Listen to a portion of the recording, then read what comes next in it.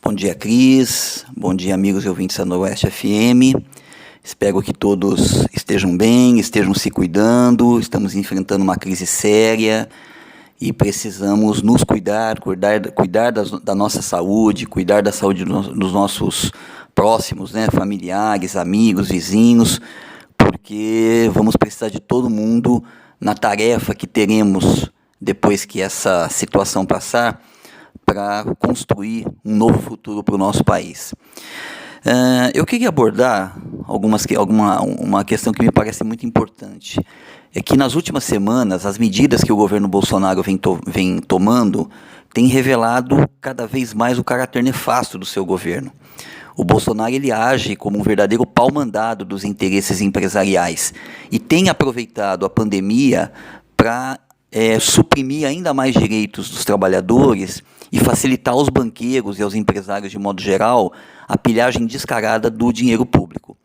O presidente demora em liberar a merreca de R$600 por 3 meses para os trabalhadores ficarem em casa e assim terem garantida a sua sobrevivência, né, durante esse período de isolamento, mas para o capital financeiro e para os empresários de maneira geral, os seus interesses continuam a ser super privilegiados. É um escândalo a ajuda que o governo tem feito, né, tem dado ao sistema financeiro. No final de março, o Banco Central anunciou um pacote de ajuda aos bancos no total de 1,2 trilhões de reais. E a justificativa dessa decisão era a necessidade de garantir a liquidez do sistema financeiro. Porém, até mesmo os setores do empresariado têm reclamado do aumento de 50% a 70% dos juros cobrados pelos bancos. Um outro exemplo desse superfavorecimento do sistema financeiro é a chamada PEC do orçamento de guerra, que autorizaria, não é, o governo a extrapolar o limite de gastos públicos para combater a pandemia do Covid-19.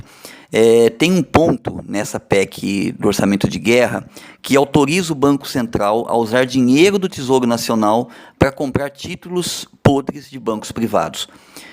Em suma, o que a gente verifica é que o setor empresarial, seja ele bancário e mesmo outros setores, né, do comércio, da indústria, tem utilizado, através do governo Bolsonaro, a crise da pandemia do Covid-19 para garantir os seus lucros, não é, a acumulação de capital em detrimento dos interesses do povo. Recentemente, na semana passada, o Bolsonaro ele baixou uma medida provisória 936 que representa um brutal rebaixamento do salário dos trabalhadores. Existem duas formas ali nessa medida provisória de rebaixar os salários em nome da garantia do emprego. A primeira é uma redução da jornada de trabalho. Neste caso, se um trabalhador tem redução de 50% da sua jornada, ele receberia da empresa 50% do salário. E a outra parte do salário suprimida seria paga pelo governo, mas não de modo integral.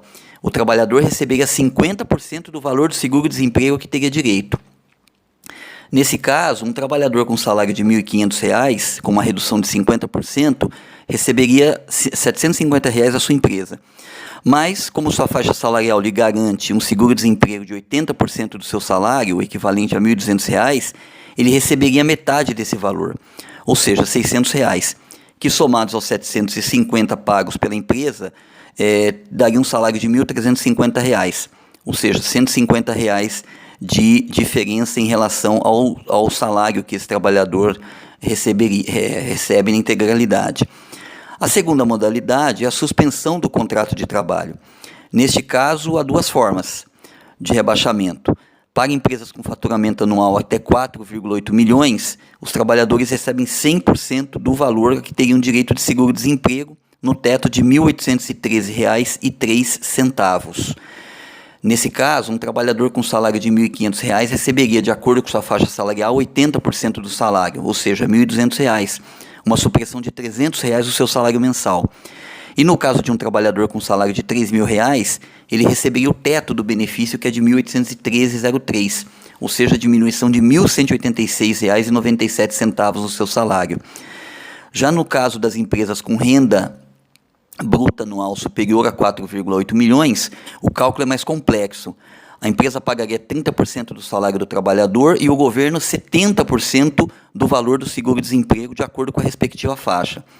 Então, se a gente se utilizar dos mesmos salários acima, no caso de um trabalhador com salário de R$ 1.500, a sua renda mensal cairia para R$ 1.290. E no caso de um trabalhador com renda de R$ 3.000, sua renda mensal cairia para R$ 1.443,91. Essa medida provisória do Bolsonaro, né, em nome da manutenção do emprego, representa uma brutal transferência de renda do trabalho para o capital. E tudo pode ser feito com um acordo individual entre trabalhador e empresa, sem necessidade de acordo coletivo com o sindicato, a não ser no caso da suspensão do contrato para empresas com faturamento anual acima de 4,8 milhões ou para trabalhadores que recebem acima de 3 salários mínimos. Essas são medidas claramente antipopulares e antinacionais. Elas vão conduzir a um agravamento das condições de vida, pois jogam o peso dessa crise nas costas das massas trabalhadoras. Mantém-se com essas medidas o amplo favorecimento de todas as frações capitalistas, né, do capital financeiro ao capital que a gente chama de funcionante, que seria aquele capital empregado nas atividades industriais, comerciais e de serviços. Ou seja, é uma superexploração dos trabalhadores combinada a um superprivilegiamento dos interesses das classes dominantes. Isso torna mais urgente ainda a necessidade de derrotarmos esse governo Bolsonaro. É um governo que expressa os interesses do setor empresarial, não é? Que não estão nem um pouco preocupados com a saúde do povo e a preservação das nossas vidas. O que interessa a eles é exclusivamente a acumulação do capital. Mas, para isso, nós, trabalhadores, precisamos nos organizar. Precisamos nos organizar e dar um basta a esse projeto de devastação nacional que a classe dominante brasileira quer impor ao nosso país. Desse modo, então, eu acho que a gente tem, dentro dos limites que a quarentena nos impõe, encontrar formas de protestarmos, né? E impedir que os trabalhadores, mais uma vez, paguem pela crise. E isso também ajuda a entender o porquê do governo Bolsonaro insistentemente negar a gravidade dessa pandemia. Porque ao negar a gravidade dessa pandemia, ele encontra motivos que justifiquem a volta ao trabalho, né? E voltando as pessoas a trabalharem, elas em tese não precisariam dessa ajuda financeira. Portanto, esse dinheiro, que é um recurso público que deveria ser usado para atender os interesses da população, é um recurso público que vai ser completamente apropriado, roubado, saqueado, pilhado pelo capital financeiro, pelos empresários da indústria, do comércio e dos serviços.